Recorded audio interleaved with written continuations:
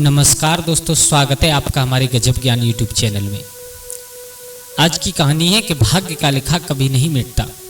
जो ब्रह्मा जी ने, जो विधि ने विधान में अपने में लिख करके भेजा है हमारे नसीब में, हमारे भाग्य में, उसे हम 1000 कोशिश कर ले कभी मिटा नहीं सकते।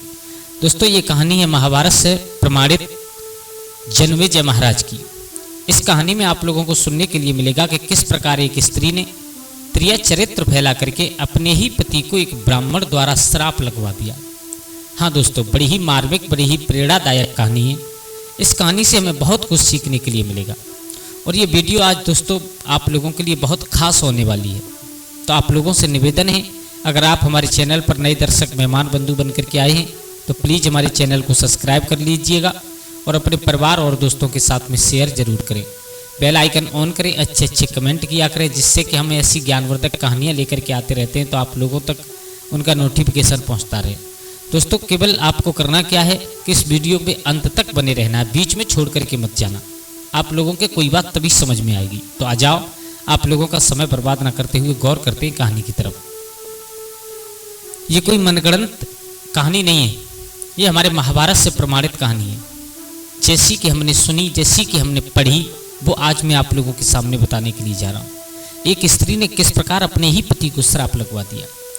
कैसी कहानी है ये कि आप लोगों ने सुना होगा महाभारत में।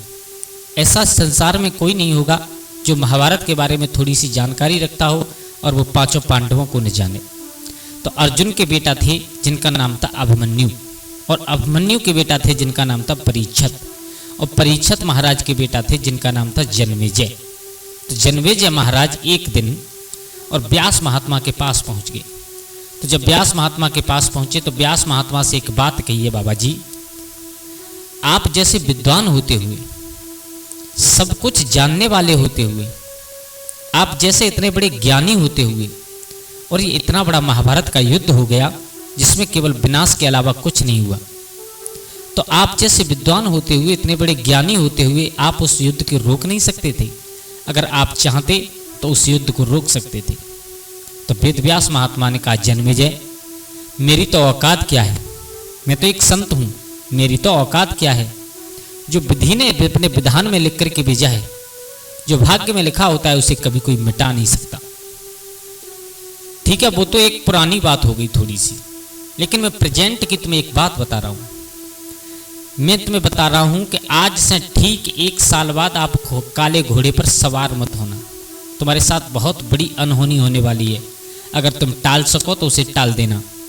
मेरी तो तुम हमसे कह रहे हो कि महाभारत क्यों नहीं रोका, और मैं तो तुम्हें पहले बता रहा हूं कि आज से ठीक 1 साल बाद तुम्हारे साथ एक अनहोनी होनी है, और उसे आप रोक सको तो रोक लेना। आज से 1 साल बाद आप काले अश्व पर, काले घोड़े पर मत बैठना। अगर बैठ भी जाओ तो दक्षिण दिशा की तरफ मत जाना, और राजन अगर दक्षिण दिशा की तरफ चले भी जाओ तो आपको पनघट पर एक स्त्री रोती हुई मिलेगी, आप वहां पर अपना घोड़ा मत रोकना।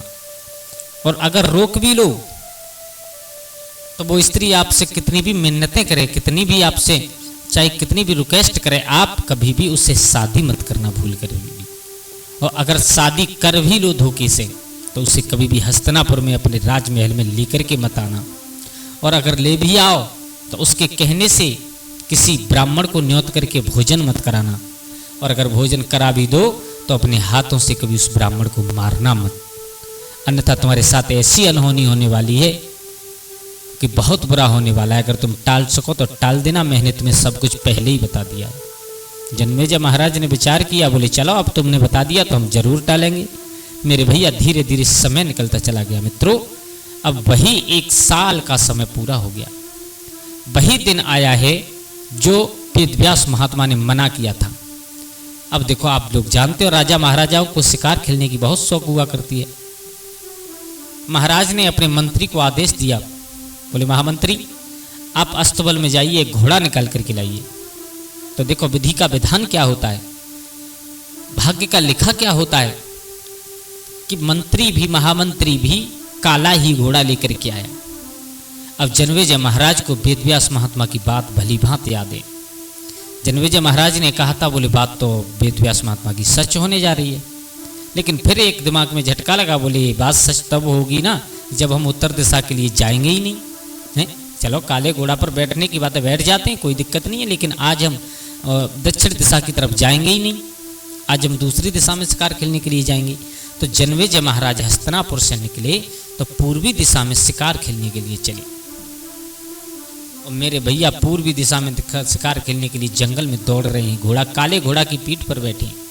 अचानक घोड़ा ने ऐसा झटका मारा, इतना तेज प्रबल उत्पन्न किया, इतनी रफ्तार पकड़ी कि जनमेजय महाराज के हाथ से उस घोड़ा की लगाम छूट गई।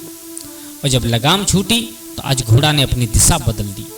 मेरे भैया उस पूरब दिशा की तरफ जो घोड़ा दौड़ रहा था, अकस्मात दक्षिण दिशा की तरफ दौड़ने लगा।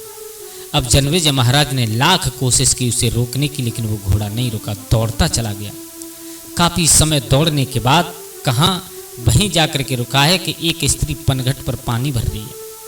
जनमेजय महाराज को भली भांति बात याद है वेद व्यास महात्मा की, लेकिन विधि के विधान को कौन मेट सकता है, कर्म के लिखो को कौन मेट सकता है, जो भाग्य में लिखा है उसे कोई मेट नहीं सकता। मेरे भैया एकदम घोड़ा उसी पनघट पर जाकर के रुक गया। जनमेजय महाराज ने लगाम पकड़ी, लगाम पकड़ने के बाद घोड़ा की कोशिश की कि घोड़ा आगे बढ़ जाए, लेकिन अपने पैर जमा गया। जनमेजय महाराज ने विचार किया, बोले लगता है मेरा घोड़ा इतनी दूर से दौड़ रहा है तो इसे प्यास लगी है, घोड़ा से नीचे कूद पड़े। उस पनिहारी से कहा है जो पानी भर रही थी, बोले आप थोड़ा सा पानी हमें पिला दीजिए, आप और थोड़ा सा पानी मेरे घोड़ा को पिला दीजिए। उस पनिहारी ने कहा महाराज मुझे तो आप कोई राजा महाराजा लगते हो। बोले हाँ हस्तिनापुर के राजा हैं हम, जनमेजय कहते हैं हमसे। बोले महाराज मैं पानी तो पिला दूंगी, लेकिन आपको मेरा दुख सुनना पड़ेगा। जनमेजय महाराज ने कहा ठीक है कोई दिक्कत नहीं, आप पानी पिलाइए, हम आपका दुख जरूर सुनेंगे।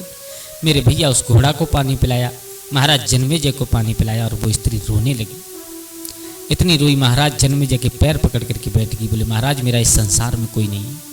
क्या? बोले हाँ कोई नहीं है। बोले कहाँ चले गए सब? बोले महाराज सब छोड़ करके चले गए, अकेली हूँ और इतने संकट झेल रही हूँ कि इसे ऐसा लगता है कि अपना जीवन ही खत्म कर लूँ। जनमेजय महाराज ने कहा आप चिंता मत करो, तुम्हारा कोई नहीं है तो आप हमारे साथ चल सकती हो। बोले महाराज साथ नहीं चलूंगी मैं तुम्हारे। बोले फिर? बोले आप हमसे शादी कर लीजिएगा। वो स्त्री देखने में बहुत सुंदर थी। महाराज जनमेजय भूल गए कि वेद व्यास महात्मा ने शादी करने से मना किया था। मेरे भैया उसी पनघट पर और महाराज जनमेजय ने उस स्त्री से शादी की। शादी करने के बाद महाराज जनमेजय बिल्कुल भूल गए कि वेद व्यास महात्मा ने बताया था कि इसे घर मत लेकर के आना। हस्तिनापुर में लेकर के चले आए और अपनी रानी बना करके रखने लगे। अब मेरे भैया धीरे धीरे समय निकलता चला गया। जब धीरे धीरे समय निकला तो एक दिन उस पत्नी ने कहा है पिया आपके साथ रहते रहते इतने दिन व्यतीत हो गए, लेकिन आज तक देखो आपकी शादी भी हो गई, आप राजा हो, सब कुछ अच्छा हो रहा है, लेकिन आज तक आपने कोई ऐसा नहीं किया कि किसी एक ब्राह्मण को न्योता देकर के आप उसे जिमा दो। जनमेजय महाराज के दिमाग में बात वही आ गई, वेद व्यास महात्मा ने कहा था कि अगर उस पत्नी को आप ले भी आओ तो उसके कहने के अनुसार कभी ब्राह्मण को आंगन में मत बुलाना। फिर एकदम दिमाग में झटका लगा, बोले बात मारने की है ना, तो हम पागल हैं क्या, हैं मारेंगे क्यों हम उसे? हम बाहर जा करके बैठ जाएंगे तो ब्राह्मण भोजन करके चला जाएगा, पत्नी की भी इच्छा पूरी हो जाएगी और वेद व्यास महात्मा जो कहते थे उनकी बात भी सच हो जाएगी कि आपने बताया और हमने अनहोनी को रोक दिया। मेरे भैया जनमेजय महाराज ने 11 ब्राह्मणों को अपने आंगन में बुलाया। 11 ब्राह्मण बैठे भोजन कर रहे हैं और वो पत्नी जनमेजय महाराज की अपने हाथ से उनको भोजन खिला रही है, भोजन परोस रही है। जनमेजय महाराज उठ करके वहाँ आंगन से और बाहर जा करके बैठ गए। जब बाहर जा करके बैठे तो एकदम बाहर जा करके बैठ गए। अब मेरे भैया महाराज जनमेजय बाहर जा करके बैठे तो एकदम उस पत्नी ने क्या किया कि जो हाथ में थाली लगी हुई थी भोजन की, वो थाली लेकर के जमीन में मारी और जमीन में मार करके उल्टी पछाड़ खा करके गिरी है। मेरे भैया एकदम सब ब्राह्मण उठ करके खड़ी हो गई। बोले महारानी क्या हुआ? बोले अभी पूछ रहे हो क्या हुआ हैं? आप लोगों को शर्म नहीं आती है? आप एक ब्राह्मण हो और ब्राह्मण का ये कर्तव्य नहीं होता जो आप कृत्य कर रहे हो वो। जनमेजय महाराज उठ करके आगे बोले भद्रे क्या हुआ है, क्यों रो रही हो? अब तो बहुत रोने लगी। आप लोग इस बात को जानते हो कि स्त्रियों में ये 2 गुण सबसे अलग होते हैं, एक रोने का और एक गाने का। आपने देखा होगा कि स्त्रियां बात बात पर रो जाती हैं, और ऐसे ही नीर हो जाती, आंसू निकलते हैं इनके। मर्दों की ताकत नहीं इतनी जल्दी अपने आंसू निकाल सके। और एक गाने का 4 जिला की स्त्रियां इकट्ठा करके बैठा दो, गाने को एक सुर एक ताल में गा देंगी, लेकिन हमारी तुम्हारी इतनी हिम्मत नहीं है जो सब एक साथ बैठ करके गा सके। तो ये 2 गुण अलग से होते हैं मेरे भैया। अब क्या हुआ, अब जन्मेजय महाराज ने उठा करके खड़ा किया और पूछने लगे, बोले क्या कारण है, तुम रो क्यों रही हो, क्यों रो रही हो तुम? तो उस स्त्री ने त्रिया चरित्र फैलाते हुए कहा है, महाराज आपने मेरे कहने अनुसार ब्राह्मणों को आंगन में बुलाया और मैं भली भांत अच्छी तरीका से भोजन ग्रहण करा रही थी, लेकिन इसमें ये जो जवान ब्राह्मण खड़ा हुआ है, इस जवान ब्राह्मण ने मुझे देख करके अपनी नीयत खराब की। अब सब ब्राह्मण देख रहे हैं, बोले ये पत्नी झूठ बोल रही है, त्रिया चरित्र फैला रही है, और महाराज समझ नहीं रहे। बोले क्या किया? बोले इसने कहा कि तू इस जन्मेजय लायक नहीं है, तू तो मेरी पत्नी बनने लायक है, तू मेरे साथ मेरे घर चल। मेरे भैया जन्मेजय महाराज को इतना क्रोध आया कि वेद व्यास महात्मा की सारी बातें भूल गई, सब भूल गई। जन्मेजय महाराज ने तलवार उठाई और तलवार उठा करके उस ब्राह्मण का धड़ से सर अलग कर दिया, काट दिया। अब मेरे भैया वो ब्राह्मण मरा पड़ा है जमीन पर, और जो बाकी ब्राह्मण थे सब कांपने लगे डर से। एकदम एक बुजुर्ग ब्राह्मण थे, उनमें उन ब्राह्मण को क्रोध आ गया, और क्रोध में आकर के खड़े होकर के कहने लगे, जन्मेजय तुम राजा हो, तो राजा होने का ये मतलब नहीं है कि किसी ब्राह्मण का आप अपमान करो या उन्हें मार दो। अरे अगर ब्राह्मण ने कोई गलती की होती तो आप उसे सजा दे देते, कोई दिक्कत नहीं, लेकिन आपने बगैर बात के बगैर गलती के निर्दोष की जान ली है, तो ये मेरा श्राप है कि इसी समय तुम्हारे शरीर में कुष्ठ रोग उत्पन्न हो जाए, तुम्हारे शरीर से कोढ़ फूट जाए। मेरे भैया ब्राह्मण का श्राप, महात्मा के राजा के शरीर से कुष्ठ रोग उत्पन्न हो गया, कोढ़ फूट गया।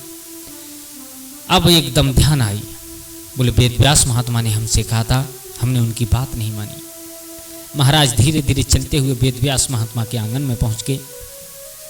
वेद व्यास महात्मा से जाकर के सारा हाल बताया। बोले गुरुदेव बहुत बड़ी गलती हो गई, आपने हमें पहले ही बताया था, लेकिन हम उसे रोक नहीं पाए, होनी को टाल नहीं सके।